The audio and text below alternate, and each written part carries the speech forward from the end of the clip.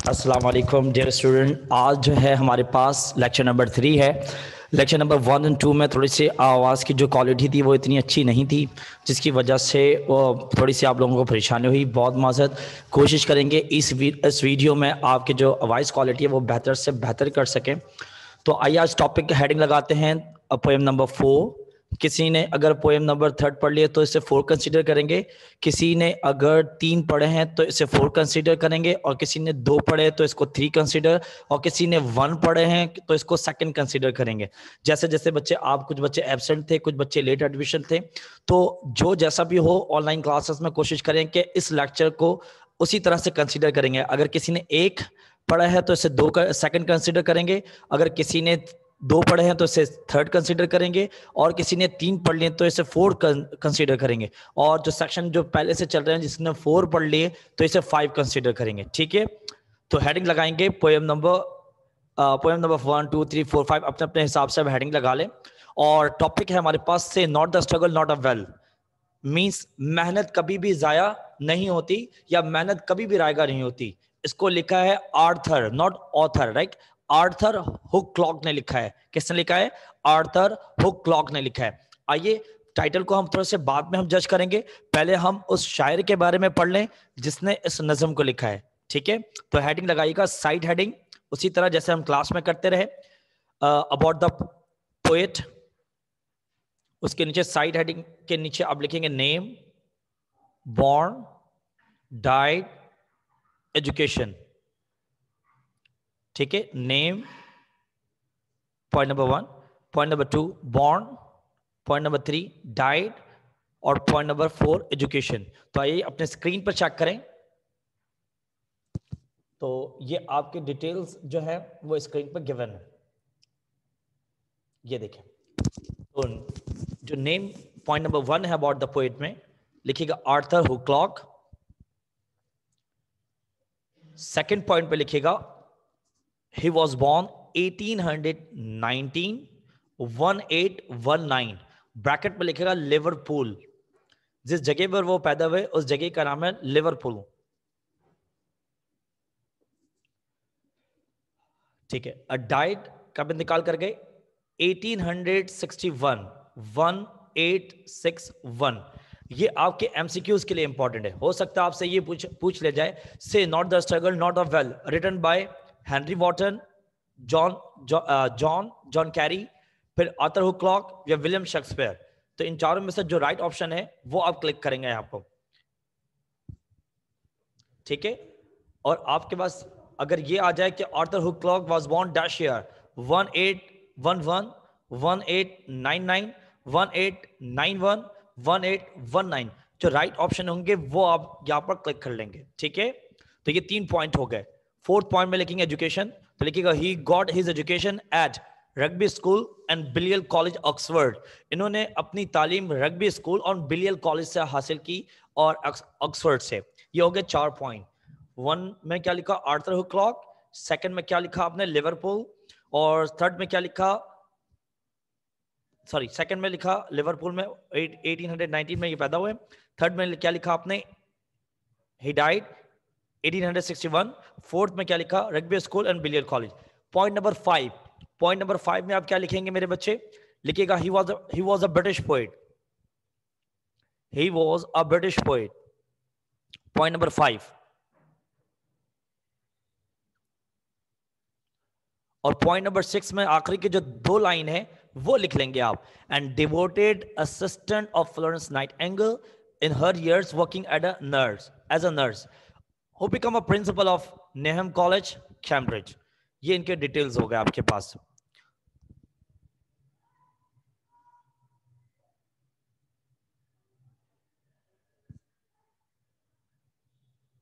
ठीक है, lecture number 1 2 में आपने देखा, थर्ड में आपने फिर इसी को हमने Pakistan and the modern world को मुकम्मल किया। ये लेक्चर नंबर 4 है। ठीक है, याद रखिएगा। सॉरी, लेक्चर नंबर 3 कह देते हैं हमने, ये लेक्चर नंबर 4 है। दोबारा से रिपीट कर दूं, ये लेक्चर नंबर 4 है।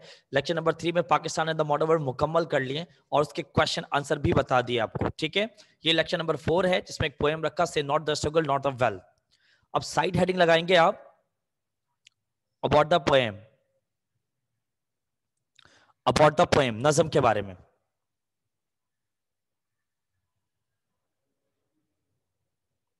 ठीक है, आगे चलें। तो अबाउट द पोएम में हेडिंग लगाने के बाद उसी के नीचे लिखिएगा स्टैंजा नंबर 1। क्या लिखेंगे आप? Stanza number 1।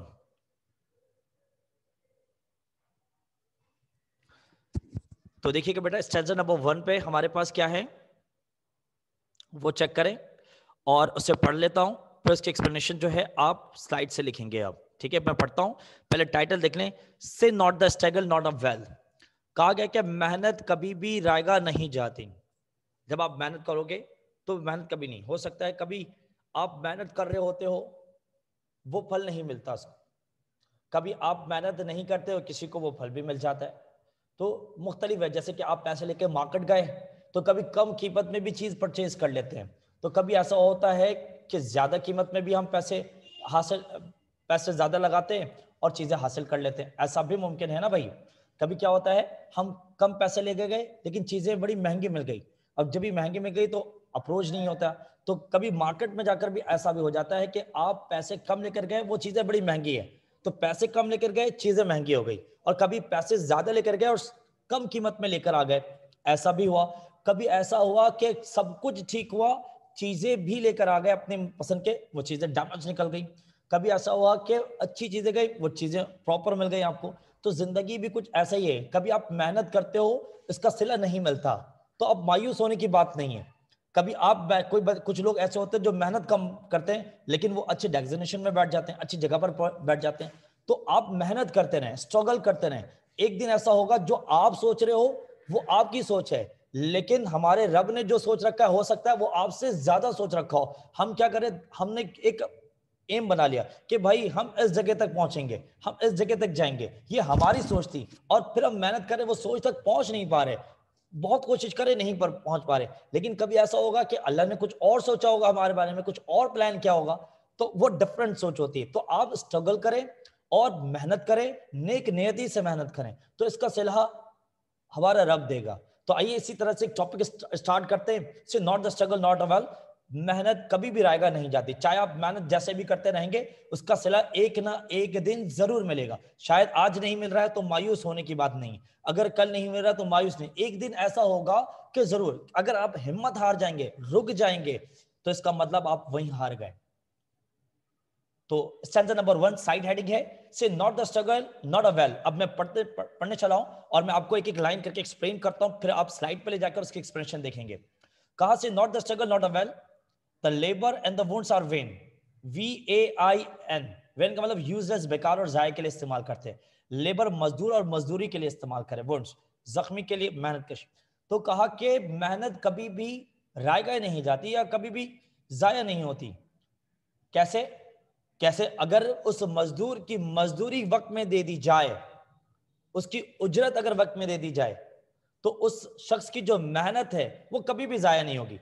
कल के आप पूरे महीने मेहनत करें और आखिर में आपको कहते हैं वेल डन सर, बहुत बहुत शुक्रिया सर, आपने इतना साथ दिया पूरे महीने, मैं आपका बहुत शुक्रगुजार हूं, तो बंदा कहेगा भाई क्या हो गया है भाई, मेहनत इसलिए थोड़ी कर रहे थे हम, काम इसलिए थोड़ी कर रहे थे, अप्रिसिएशन चाहिए। अब बात कुछ और हो गई, क्या बंदे को अप्रिसिएशन चाहिए या पैसे? अब यहां पर ये हो गए कि सर हम इतनी मेहनत करते, अप्रिसिएशन नहीं मिलती।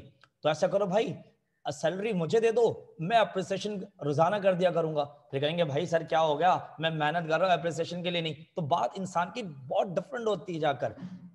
बात लोग क्या होता है भाई, सर इतनी मेहनत कर रहे अप्रिसिएशन नहीं मिल रही, तो भाई सैलरी तो मिल रही है ना भाई। तो भाई ये मत सोचो कि वहां अप्रिसिएशन नहीं मिल रही तो अल्लाह उसका अजर देगा, बंदों से नहीं, अल्लाह से। और सिंसियरिटी से काम करें। कल क्या हम गोया क्या चले भाई आपकी अप्रिसिएशन नहीं मिल रही, ऐसा करें आप सैलरी मुझे दे दे, अब काम करें, रोजाना मेरा वादा है कि रोजाना आते वक्त अप्रिसिएशन और जाते वक्त अप्रिसिएशन मैं आपको दूंगा। तो बोलेंगे नहीं भाई ऐसा नहीं चाहिए। तो इंसान को दोनों चाहिए, अप्रिसिएशन भी चाहिए और साथ में पैसे भी चाहिए। तो मेहनत इसी का नाम है कि मेहनत आप करेंगे तो आपको पैसे भी मिलेंगे, मेहनत आप करेंगे तो बदले में आप फेमस भी होंगे, मशहूर भी होंगे और आपकी अप्रिसिएशन भी आपको मिलेगी। तो अभी आप स्टूडेंट हो, तो स्टूडेंट के लिहाज से क्या है, आप मेहनत करते रहें, तो इसका सिला एक दिन जरूर होगा कि आप डॉक्टर बनेंगे, आप इंजीनियर बनेंगे, आप इन्वेस्टर बनेंगे, आप सॉफ्टवेयर इंजीनियर बनेंगे, कहीं ना कहीं एडजस्ट होंगे। अगर आज आप अपने आप को नाकाम समझ रहे हैं तो नाकाम पूरी जिंदगी नहीं है। आप अभी हो रहे हैं कोई बात नहीं, एक बार हो गए कोई बात नहीं, 2 बार हो गए कोई बात नहीं, लेकिन ये अगर इंसान अपने आप को समझ ले कि एक नाकामी के बाद हम हार जाए तो वहां हार गया नहीं, मैं नाकाम अभी के लिए आऊं, कोई बात नहीं, अभी आप काम करते रहे। तो the enemy friends not fail. यहां पर थर्ड लाइन पे आर्थर हुक ने यह समझाया कि अपने दुश्मन से अनकॉन्शियस मतलब ला इल्मी ना रखें, मतलब उसे इग्नोर ना करें, नॉर फेल, और फेल का मतलब वीक कमजोर, ना ही अपने दुश्मन को अपने कमजोर समझे आप। तीसरे लाइन में इसका क्या मतलब हो गया सर इस टॉपिक से? तो इसकी 2 बातें होंगी। पहली बात तो मैं आपको किताबी बातें बता दूं, फिर लॉजिक की तरफ चलेंगे। कहा कि अपने दुश्मन को कभी भी अपने से कमतर ना समझो और ना ही उसे अपने कमजोर समझो, उसको इग्नोर करो। क्यों इग्नोर ना करो? क्यों भाई ऐसा क्यों? क्या? क्योंकि यहां पर जो एग्जाम्पल लिया गया वो ब्रिटिश आर्मी के लिए गया था। इस किताब के मुताबिक ब्रिटिश आर्मी के मुताबिक क्या गया, जब वो मेहनत करते थे, जब वो मुशक्कत करते थे, अपने बॉर्डर में खड़े होकर लड़ते झगड़ते थे, तो वो अपने प्री प्लान काम करते थे और अपने दुश्मन के लिए वो प्लानिंग करते थे। तो इसीलिए यहां से हमें क्या सबक मिल रहा है? तो यहां पर मैं आपको यह सबक बता दूं कि जो भी आप काम करोगे, चाहे वो स्टूडेंट लाइफ हो, चाहे पर्सनल, यूं कर लो पर्सनल लाइफ हो या प्रोफेशनल, किसी भी काम को छोटा नहीं समझना है, किसी भी शख्स को इग्नोर नहीं करना है। हर शख्स और हर चीज आपके लिए इंपॉर्टेंट है। अगर आपको चैप्टर याद हो मैट्रिक में, द सक्सेस ऑफ की, लास्ट चैप्टर है, पेज नंबर 102 की तरफ अगर आप देखें मैट्रिक में, तो भाई वो वहां से आप समझ लो। तो जो आपके पास जो शख्स है वो इंपॉर्टेंट है, जो आपके पास वक्त है वो इंपॉर्टेंट है, और जो काम आप कर रहे हैं वो इंपॉर्टेंट है। तो इस वक्त आपके लिए पढ़ना बहुत इंपॉर्टेंट है। तो किसी भी कोई भी काम मिले आपको, कोई भी सब्जेक्ट हो, तो वो भाई उसको आप कम नहीं समझेंगे, सब इंपॉर्टेंट है। चाहे उर्दू हो, चाहे इंग्लिश हो, चाहे इस्लामियत हो, चाहे पाक स्टडीज हो, चाहे केमिस्ट्री हो, चाहे फिजिक्स हो, चाहे मैथ्स हो, चाहे अकाउंटिंग हो, इकोनॉमिक, व्हाटएवर, हर सब्जेक्ट को आप इंपॉर्टेंट देंगे, कोई भी सब्जेक्ट इग्नोर नहीं। सही है भाई? जैसे अम्मी कहती है ना भाई, कोई भी काम, शाहरुख खान के डायलॉग है भाई, कोई भी माँ कहती है कि कोई भी काम छोटा या बड़ा नहीं होता, काम काम होता भाई। तो आखिरी लाइन इस स्टेंजा में देखिएगा, and as thing have been they remain, और बकिया सारी चीजें जो हैं अपने अपने जगह पर ठहरा दें। यहां पर ऐसा कहा, लेकिन मैं ऐसा नहीं कहूंगा कि स्टैंड बाय पर रखें, नहीं, मैं कहूंगा सिचुएशन को देखकर चेंज करें। Thing have been they remain, बाकी सब यकसा रखें, ऐसा किताब वाले ने कहा। मैं क्या कह रहा हूं, आप सिचुएशन को देखकर चेंज करेंगे। आप सर आप क्यों कह रहे हैं किताब में कुछ लिखा और आप कुछ क्यों नहीं? क्योंकि जब एक्सप्लेनेशन आप पढ़ेंगे इस किताब के, तो एक्सप्लेनेशन में ऐसे ही कहा कि कोई भी चीज और कोई भी जगह या कोई भी शख्स में एक ठहराव नहीं होती, वो स्ट्रगल करता रहता है। आइए देखते हैं, अगर हम एक समुद्र की लहर की एग्जाम्पल भी दे दें, समुद्र में जो लहरें हैं वो भी ठहरे नहीं है, वो स्ट्रगल करते रहते हैं, तब जाकर समुद्र की वो जाकर अपने साहिल से टकराते हैं। आइए देखते हैं, और एक्सप्लेनेशन में आप ये लिखेंगे, जब तक आप लिखेंगे मैं पढ़ता रहूंगा, और ये पूरे लिख लें आप, ठीक है? 1 2 3 4, 1 लाइन से लेकर 4 लाइन तक लिख लें। एग्जाम्पल भी है यहाँ पर का, effort of the British soldier have not killed the enemies either permanently और टेम्पररी, चाहे वो टेम्पररी बेसिस में करे या परमानेंट बेसिस में करे, लेकिन वो कभी भी ठहराव नहीं रखते, वो स्ट्रगल करते रहते, जद्दोजहद करते रहे।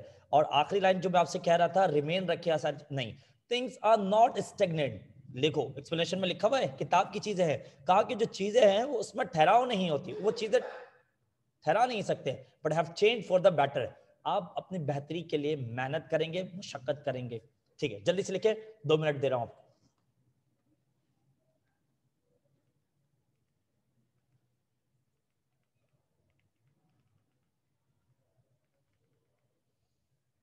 आप पिक्चर ले लें, स्क्रीनशॉट ले लें, या फिर लिख लें।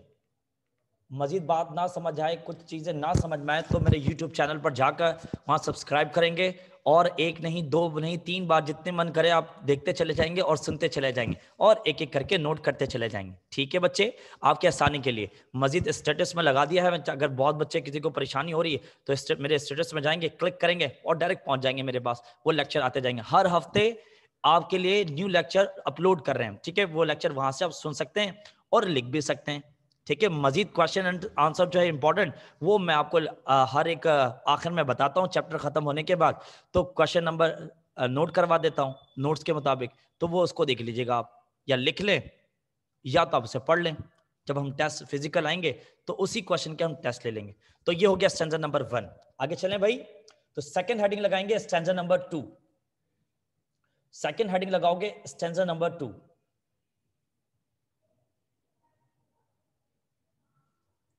अगर किसी बच्चे ने अभी तक पिक्चर नहीं लिए, स्क्रीनशॉट नहीं लिए, जल्दी से ले लें मेरे बच्चे, क्विक। ठीक है, अब आगे चलते हैं।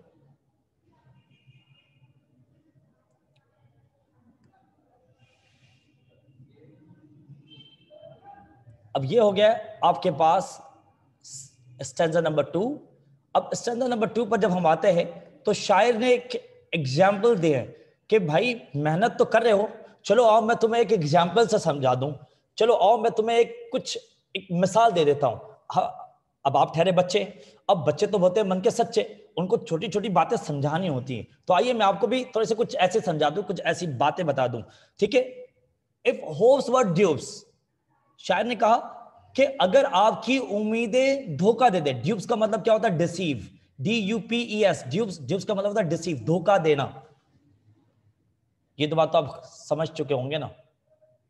Fear may be a lawyer, कहा कि अगर आपकी उम्मीदें, इफ कंडीशन है, ठीक है, अगर आपकी उम्मीदें धोखा दे दे, मतलब आप जो उम्मीद लगाते हो किसी जगह को लेकर, किसी शख्स को लेकर, किसी चीज को लेकर, अगर आपकी उम्मीद कंप्लीट ना हो, मुकम्मल ना हो, आपकी उम्मीद धोखा दे दे, fear may be a liar, शायद डर और खौफ हो, चाहे वो कैसा हो, it may be in yon smoke concealed, चाहे वो ये देखो, राइट, ये कंसील्ड, ये धुआं का एक बादल क्यों ना हो यूं, या इमेजिनरी सोच क्यों ना हो, एक जर्रा बराबर डर क्यों ना हो, अगर आपकी उम्मीद धोखा दे दे, या आप उस उम्मीद पर डर, भले वो एक लेयर क्यों ना हो बना हो, या वो इमेजिनरी सोच में क्यों ना हो, तो शायर ने आपको समझाने के लिए ये कहा कि भाई जो आप मेहनत कर रहे हो, अगर आपको उसका सिला ना मिले, जो आप सोच रहे हो वो ना मिले, जो आप करना चाह रहे हो वो ना कर पाए, तो क्या कहा? कोई बात नहीं। एक तो मैं आपको बता दूं, ना उम्मीदी जो है ना भाई, वो कुफर है, वो गोया कि हमने ऐब लगा दिया अल्लाह के साथ। अल्लाह ने वादा करे वल्लाहु खैरुर राज़िकीन, जब अल्लाह ने वादा कर दिया कि सब कुछ देना है तो भाई, तो अब ना उम्मीद ना हो, आज नहीं मिला तो भाई कल तो कभी ना कभी तो मिलेगा। अब तो your comrade chase even know the flyer, तो ये जो यूरोपियन हमारे पास जो राइटर है वो भी यही कह रहा है कि भाई your comrade chase even know the flyer, तो भाई आप डटे रहो, मेहनत कर रहे हो और उसका सामना करो। किसका सामना करो? उस डर और खौफ का, उस ना उम्मीदी जिस पर आप लगा रहे हो, वो जो आप मायूस हो रहे हो, तो भाई इसका सामना करो। अगर आप फेल हो गए कोई बात नहीं, दोबारा ट्राई करो। Comrades chase even not the flyer, मतलब उसका सामना करो। फेस द म्यूजिक, दूसरे लफ्ज़ों में कहते हैं मुश्किलों का सामना करना। And but your possess the field, but for you possess the field, जब आप उसका सामना करोगे तो कहा फिर आप मंजिल पा जाओगे। बात समझ आ रही है? खुदा ना खास्ता, अल्लाह ना करे, मैं ऐसे ही कह रहा हूं, अल्लाह ना करे कि अगर सेकेंड ईयर में आप जाते हो और आप के 1 या 2 पेपर रुक गए, अल्लाह ना करे ऐसा हो, अगर रुक गए तो क्या हम पढ़ना छोड़ दें? या कभी आप बुखार पे हो जाते हो, कभी बीमार पड़ जाते हो तो आप घर बैठे रहते हो? नहीं, अपने ऐसे कहे तो भाई आप जाते हो, डॉक्टर को दिखाते हो, चेकअप करवाते हो, तब जाकर आप ठीक होते हो। बंदा नहीं कह नहीं भाई अब मैं तो ठीक होऊंगा ही नहीं, मैं तो बहुत बीमार हो गया। भाई मुश्किल से मुश्किल तरीन हालात भी हो जाते हैं इंसान के पास, या बहुत बड़ी बीमारी में मुब्तला क्यों ना हो जाता है वो बंदा, वो जाता है, बड़े से बड़े मर्ज हो जाए, भाई घर से निकल, चल नहीं पा रहा है भाई, उठ नहीं पा रहा है, तो क्या करे? छोड़ दे भाई, अब ठीक नहीं होऊंगा मैं, नहीं, फिर भी वो डॉक्टर के पास जाता है। तो भाई अगर इसी तरह खुदा ना खास्ता, अगर खुदा ना खास्ता अल्लाह ना करे पेपर रुक जाए, तो आप पढ़ाई नहीं छोड़ते, या जो फील्ड आप चूज करना चाह रहे हो फील्ड ना मिले तो आप फील्ड नहीं, आप उस पर लगे रहें, जान मारे, एक दिन ऐसा होगा कामयाबी जरूर मिलेगी। अब इसी को लेकर एक्सप्लेनेशन ये तो मैंने आपको दे दिए। तो अब देखिए शायर क्या कहते हैं, वो आप कहां से कहां तक लिखोगे मैं आपको बता दूं, ठीक है, सारे नहीं लिखने। तो मैं आपको बताऊं, सेकंड नंबर लाइन से लेकर second, third and fourth, second line से लेकर फोर्थ लाइन तक लिखेंगे, जहां लिखा है that there is no hope, however this is not true. Second line से लेकर थर्ड फोर्थ लाइन तक लिखेंगे, ठीक है मेरे बच्चे, रिपीट कर रहा हूं, सारे नहीं लिखेंगे, सेकंड लाइन से लेकर फोर्थ लाइन तक लिखेंगे। और ये हो गया पॉइंट नंबर 1।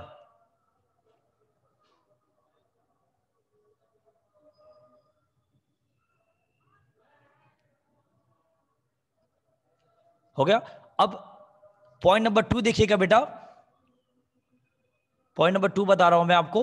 देखिएगा आखिरी की लाइन लिखा है, failure in a single battle does not mean failure in the entire war. समझ आ गई बात? ये है पॉइंट नंबर 2।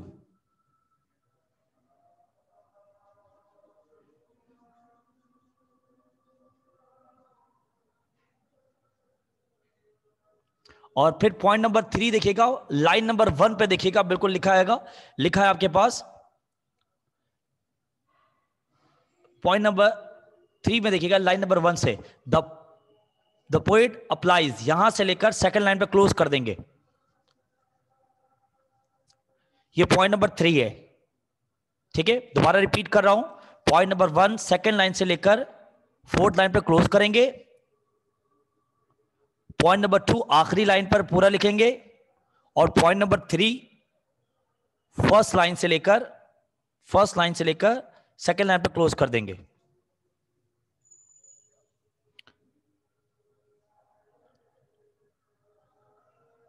ठीक हो गया बच्चे? ये हो गया हमारे पास स्टैंजा नंबर 2। तो आइए चलते हैं स्टैंजा नंबर 3 की तरफ।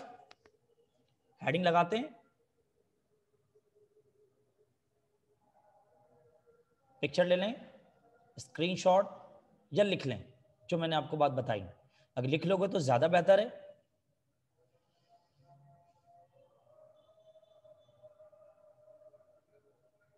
आइए चलते हैं स्टैंजा नंबर 3 की तरफ।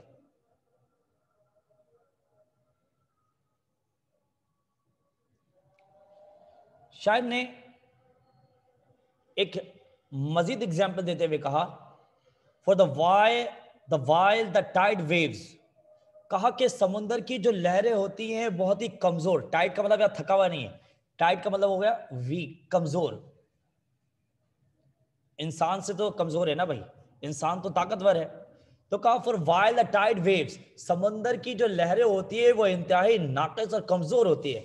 वेली ब्रेकिंग, जो समुद्र की लहरें अपने साहिल से टकराती हैं, ब्रेकिंग, ब्रेकिंग का मतलब बिखर जाना, टूट फूट जाना। सीम हियर, बिल्कुल इसी तरह, no painful inch to gain, जब वो अपने साहिल से टकराती है तो वो बिखर जाती है। और कभी कभी ऐसा होता है, same here, no painful inch to gain, कभी कभी होता है कि समुद्र की लहरें आगे चलते चलते टूट जाती हैं, वो अपने साहिल से नहीं टकराती। मतलब ऐसे ही हुआ कि समुद्र की चंद लहरें जो होती हैं वो आगते ही वापस मुड़ जाती हैं, वहीं टूट जाती, खत्म हो जाती हैं, वो अपने साहिल से नहीं टकराती। कुछ लहरें ऐसी होती हैं जो साहिल से टकराती हैं फिर वापस आराम से आ जाती हैं, और कुछ लहरें ऐसी भी होती हैं जो अपने साहिल से टकराती और बिखर जाती हैं। 3 पॉइंट्स बताए शायर ने यहाँ पर। क्या बताया? कि कुछ लहरें, समुद्र की लहरें होती बड़ी कमजोर होती हैं, लेकिन इतनी कमजोर होती हैं कि कुछ लहरें कि वो साहिल तक पहुंच नहीं पाती, वहीं रुक जाती हैं। राइट, ये हमारे एग्जाम्पल हो गए। कुछ बच्चों के ऐसे बच्चे होते हैं जो साइंस लेते तो लेते हैं, कॉमर्स लेते हैं, लेकिन मुकम्मल नहीं करते, रास्ते में रुक जाते हैं। लेकिन पूछो लेते वक्त तो भाई क्या करेंगे, एसीसीए करेंगे, क्या करेंगे, बीबीए करेंगे, क्या बनेंगे भाई, डॉक्टर बनेंगे, क्या बनेंगे भाई, इंजीनियर बनेंगे। तो ये समुद्र की जो लहरों की तरह वो कहीं रुक गए। बाज लहरें ऐसी भी होती है समुद्र की, वो अपने साहिल से टकराती है और वापस आ जाए। तो कुछ बच्चे ऐसे भी होते हैं जो डॉक्टर भी बनते हैं, इंजीनियर भी बनते हैं, है भाई, जो एसीसीए भी कर लेते हैं, बीबीए कर लेते हैं। और कुछ लहरें ऐसी होती हैं जो अपने साहिल से टकराती बिखर जाती हैं। तो यहाँ पर तीसरे एग्जाम्पल है, कुछ लोगों को मंजिल तो मिलती है लेकिन उसकी कदर नहीं होती, वो बिखर जाती। तो ये हो गए second point. Okay, for back through creek and inlands making, तो ये लहरें जब रुक जाती है, साहिल तक नहीं पहुंच पाती, तो वह दोबारा पीछे जाती है, फार बैक, पीछे जाती हैं, through creek and inlet making, और अपने लिए रास्ता निकालती हैं। Come silent and flood in the main, फिर वो वापस आती हैं और तबाही मचाती, सैलाब की तरह बर्पा होती। तो ये हमारे पास एग्जाम्पल है सेट करने के लिए यहाँ इंसान। तो अगर खुदा ना खास्ता ऐसा हो जाए तो आपने फिर नहीं, वापस थोड़ा सा अपने 2 कदम को पीछे करना है। जैसे शेर, अगर वो अपने कदम को पीछे करता है तो इसका मतलब नहीं वो अपने शिकार को कैप्चर करने के लिए अपने शिकार को लपकने के लिए वो एक कदम पीछे करता है तो वो शिकार को बहुत अच्छे से काबू कर लेता है। तो इंसान जल्दबाजी ना दिखाए, अपने कदम को ठहर ठहर कर रखे, और अपने कदम में बहुत तेजी आ जाए तो थोड़ा एक कदम पीछे कर लें ताकि अपने मंजिल को पाने के लिए एक ग्रिप बना सके। तो ये हो गया हमारे पास स्टैंजा नंबर 3। तो आइए हम लिखते हैं और मैं आपको लाइन नंबर बताता हूं, वहीं से आप क्लियर करेंगे। ठीक है, तो ध्यान से जरा सुनिएगा, मैं आपको स्टैंजा नंबर 3 के पॉइंट्स बता रहा हूं मेरे बच्चे, और वो हम देखेंगे।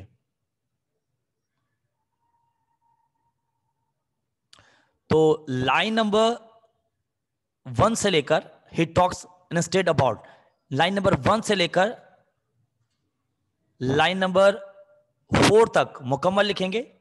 1 2 3 4, लाइन नंबर 1 से लेकर 4 तक।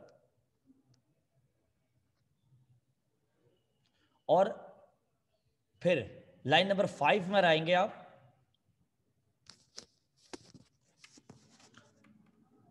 लाइन नंबर 5 पर आएंगे जहां पर लिखा होगा the poet seems to be hinting here on either of two things, diplomatic strategy, यहां से लिखेंगे और 6 और लास्ट लाइन पे खत्म कर लेंगे, बिल्कुल शुरू में जनरल पॉपुलेस तक, यहां तक। ठीक है, चले अब आखिरी स्टैंजा पर चलते हैं। पिक्चर ले लें बेटा, स्क्रीनशॉट या लिख लें, और आखिरी स्टैंजा में चलते हैं, बल्कि डायरेक्टली चलते हैं। अब हम वापस नहीं जाते, आगे 4 कंप्लीट कर लेते हैं ताकि टाइम कम है हमारे पास, सिर्फ 10 मिनट है, तो अब 10 मिनट में इसे कवर अप करना है। ठीक है, तो हम डायरेक्टली स्टैंजा नंबर 4 पर चलते हैं और यहीं से पढ़ाते हैं, यहीं से कवर अप कर लेते हैं। एंड नॉट बी ईस्टर्न, एक और एग्जाम्पल, थर्ड एग्जाम्पल, शाह ने कहा and not by eastern windows only, सूरज अगर निकलता है मशरिक से तो वो सिर्फ मशरिक की तरफ ही रोशनी नहीं देता। ठीक है, when day light comes come in the light, जब वो ऊपर अपने मदार पर आता है तो वो पूरी दुनिया को रोशन कर देता है। इससे क्या सबक मिला हमें? कहा कि जब तुम्हें तुम्हारी मंजिल मिल जाए तो सिर्फ अपने लोगों को फायदा नहीं पहुंचाना है, जो लोग आप जानते हो उसको और जिसको आप नहीं जानते उन दोनों को फायदा पहुंचाना है।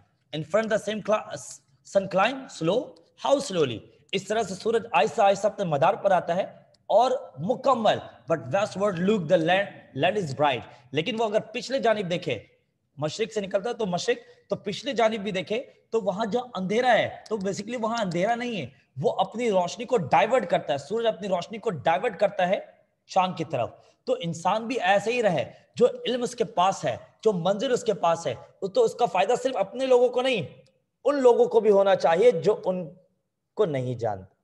ये सबक है। तो मेहनत करें तो मैं उसकी मंजिल मिलेगी। अब तुम्हें मंजिल मिले तो उसका बिखर मत जाना है, उसका फायदा नहीं, नाजायज फायदा नहीं उठाना है, उसको सुकून से, इत्मीनान से अपने मंजिल पर रहकर उसको चीजों को यूटिलाइज करना है। तो इस स्टैंजा नंबर 4 कंप्लीट लिखेंगे और कंक्लूजन भी पूरा लिखेंगे।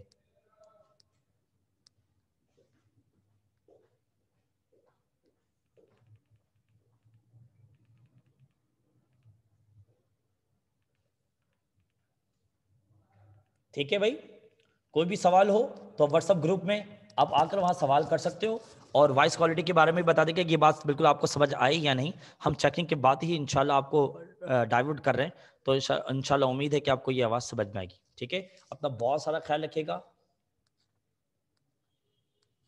ठीक है, अल्लाह हाफ़िज़।